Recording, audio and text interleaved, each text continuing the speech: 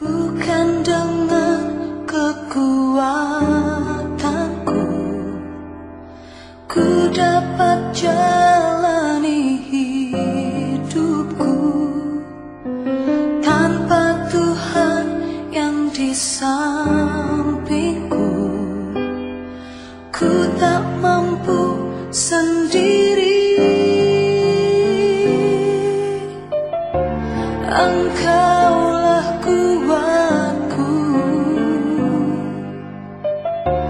yang menopangku. Ku pandang wajah-Mu dan berseru, pertolonganku datang dari-Mu. Peganglah tanganku, jangan lepaskan. Kaulah harapan dalam hidupku.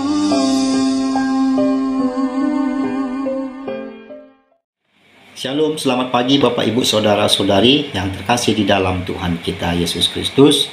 Berjumpa lagi di edisi Sapaan Teduh kita di pagi hari ini. Sebelum kita mendengarkan dan merenungkan firman Tuhan yang menyapa kita, mari kita satukan hati, kita berdoa. Bapa yang terkasih, kami bersyukur buat pagi hari ini, kami bersyukur buat anugerah Tuhan. Biarlah kiranya kasih karunia daripada Tuhan tetap ada di dalam kehidupan kami. Kami juga merindukan firman-Mu menyapa kami di pagi hari ini.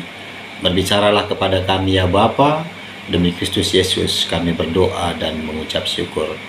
Amin. Bapak Ibu Saudara-saudari yang terkasih di dalam Tuhan kita Yesus Kristus, firman Tuhan yang menyapa kita di pagi hari ini diambil dari kitab Nabi Yeremia 32 ayat 27. Kami akan membacakan firman Tuhan untuk kita semua di dalam Yeremia 32 ayat 27. Beginilah firman Tuhan. Sesungguhnya akulah Tuhan Allah segala makhluk. Adakah sesuatu apapun yang mustahil untukku? Bapak Ibu Saudara-saudari yang terkasih di dalam Tuhan kita Yesus Kristus, mungkin kita atau pada saat ini masih merasakan yang namanya marah, dendam, atau bahkan ingin menyakiti orang yang membuat kita kecewa. Apalagi yang membuat kita kecewa itu adalah orang yang kita percayai selama ini, teman dekat kita, atau bahkan keluarga dekat kita. Mungkin secara manusia kita sangat sulit untuk mengampuni dan bersahabat kembali seperti biasa dengan mereka yang telah menyakiti dan melukai hati kita atau mengecewakan kita.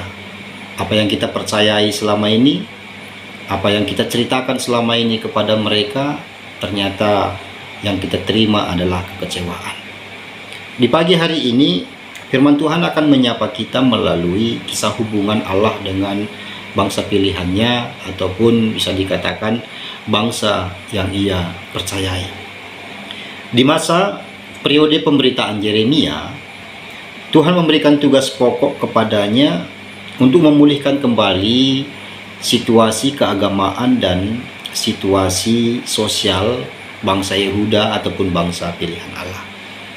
Mengapa Allah memberikan tugas pokok kepada Yeremia untuk memulihkan situasi keagamaan dan situasi sosial mereka? Tentunya karena ada kekecewaan bagi Allah. Allah kecewa bagi bangsa yang telah ia percayai. Dari sisi keagamaan, bangsa Yehuda sudah dipengaruhi oleh agama-agama seperti dari agama Babel, agama Asyur, dan juga keagamaan Kanaan. Sehingga tidak sedikit dari mereka yang sudah melakukan penyembahan-penyembahan kepada dewa-dewi dan menyimpang dari Allah yang telah mempercayai mereka. Begitu juga dari sisi kehidupan sosial, masih terjadi penindasan, masih terjadi ketidakadilan bagi kaum-kaum yang lemah pada saat itu. Sehingga dengan keadaan keagamaan dan situasi sosial pada saat itu, Allah tidak ingin bangsa yang ia percayai, Allah tidak ingin bangsa yang telah ia pilih melukai hatinya. Karena ketika mereka dipilih, ketika mereka dipercayai, tentunya Allah memiliki misi yang luar biasa dari kehidupan mereka. Bapak Ibu, saudara-saudara yang terkasih di dalam Tuhan kita Yesus Kristus, situasi ini tentu situasi yang membuat Allah murka akan perbuatan bangsa pilihannya. Allah kecewa, dan tentunya kekecewaan Allah, Dia tidak membiarkan bangsa yang ia percayai hidup begitu saja. Tentunya Allah memakai orang-orang yang Dia percayai untuk mengingatkan kehidupan mereka. Apakah murka Allah berhenti pada kebencian kepada bangsa Yehuda? Tentunya tidak. Kalau kita melihat melalui pemberitaan Nabi Yeremia, Yeremia selalu mengingatkan agar bangsa Yehuda kembali kepada Allah dan hidup dalam Taurat Allah. Dengan demikian hubungan antara Allah dengan umatnya akan pulih kembali. Dalam konteks pasal 32, Bapak Ibu Saudara-saudari, Yeremia mengingatkan Zedekia. Zedekia merupakan Raja Yehuda pada saat itu. Tentunya sebagai seorang raja memiliki otoritas untuk mengingatkan rakyatnya, untuk mengingatkan bangsanya, untuk kembali kepada Allah yang telah memilih mereka. Tentunya Bapak Ibu, Yeremia juga menyampaikan bahwa Allah yang mengutus dia untuk menyampaikan firman Tuhan.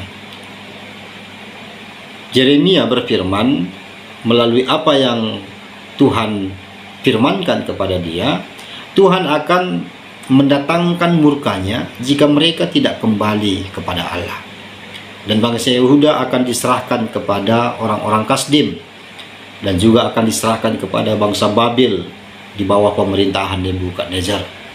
Tentunya bangsa-bangsa yang akan menguasai mereka akan menghancurkan situasi kehidupan mereka, dan itu adalah gambaran dari murka Allah.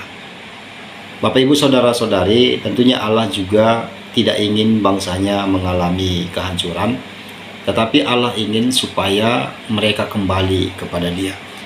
Kalau kita melihat di dalam ayat 27 yang menyapa kita di pagi hari ini, Tuhan juga berfirman, Dia adalah Tuhan yang dapat melakukan segalanya dan merubah situasi ataupun membatalkan penghukumannya. Tentunya ketika Dia menyampaikan murka, ketika Dia menyampaikan penghukuman, tetapi Dia juga mengatakan bahwa Dia adalah Allah segala bangsa, dan Dia juga Allah yang tidak ada mustahil. Artinya Dia dapat mengubah situasi kemurkaan, Dia dapat mengubah apa yang menjadi keputusannya apabila bangsa yang Ia kasihi, bangsa yang meninggalkan Dia, kembali datang kepada Dia. Kita juga melihat bahwa kata-kata yang dipakai oleh Allah di dalam firman-Nya adalah, adakah sesuatu apapun yang mustahil untukku? Kalimat ini menunjukkan bahwa Allah adalah pengasih dan pengampun bagi setiap mereka yang menyesali perbuatannya serta kembali kepadanya. Allah juga akan menghilangkan murkanya jika ada pertobatan bagi bangsa Yehuda. Bapak Ibu, saudara-saudari yang dikasihi oleh Tuhan kita Yesus Kristus, kita juga merupakan bangsa pilihan Allah dalam Yesus Kristus. Perayaan Natal yang selalu kita rayakan merupakan salah satu pengakuan kita bahwa kita memiliki ikatan bersama dengan Allah di dalam Yesus Kristus. Kehadiran Allah dalam Yesus Kristus juga merupakan bukti perdamaian antara Allah dengan manusia. Maka dari itu, kita juga belajar dari karakter Allah di pagi hari ini melalui firman-Nya yang menyapa kita. Kekecewaan, kemarahan, serta dendam yang masih ada dalam hati kita hendaknya berubah menjadi pengampunan dan perdamaian. Sehingga dengan mengubah situasi kekecewaan, kemarahan, serta dendam menjadi pengampunan dan pendamaian akan mendamaikan hati kita dan mendamaikan kita dengan orang lain.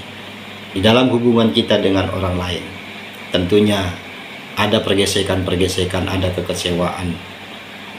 Namun demikian, kita belajar dari karakter Allah melalui apa yang menyapa kita di pagi hari ini.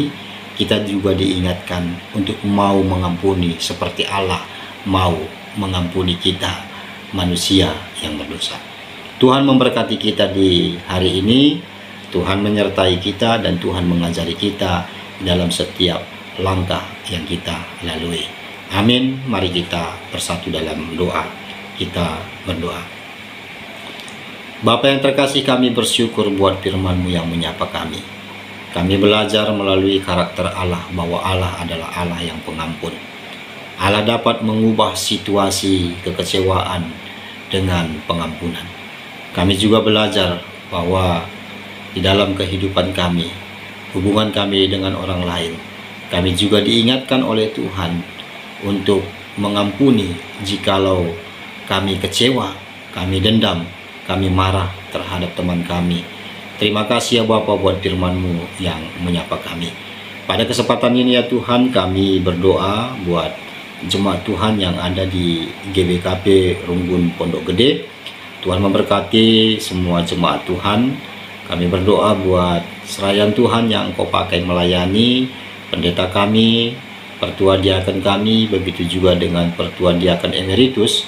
Dan kami juga berdoa buat jemaat-jemaat Tuhan yang mendukung di dalam pelayanan, baik pengurus PJJ, pengurus kategorial, guru KKR, dan pelayan-pelayan yang lain yang mendukung pelayanan Tuhan. Tuhan berkati kehidupan mereka, Tuhan berkati keluarga-keluarga mereka, dan Tuhan berkati juga setiap pekerjaan yang mereka lakukan, dan kesehatan mereka juga kami serahkan ke tangan Tuhan. Bapak yang terkasih, pada kesempatan ini kami berdoa buat jemaat-jemaat Tuhan, buat keluarga yang bergumul, baik di dalam kesehatan, baik di dalam hubungan rumah tangga, baik di dalam perekonomian, dan setiap pergumulan-pergumulan yang mereka alami.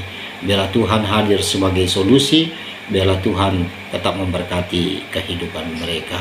Bagi mereka yang bergumul di dalam sakit penyakit, Tuhan sembuhkan, Tuhan berikan yang terbaik bagi kesehatan mereka. Inilah yang menjadi doa kami ya Bapa. Kami serahkan kehidupan kami ke tangan Tuhan, dan kami akan sempurnakan doa ini seperti doa yang Tuhan ajarkan kepada kami demikian.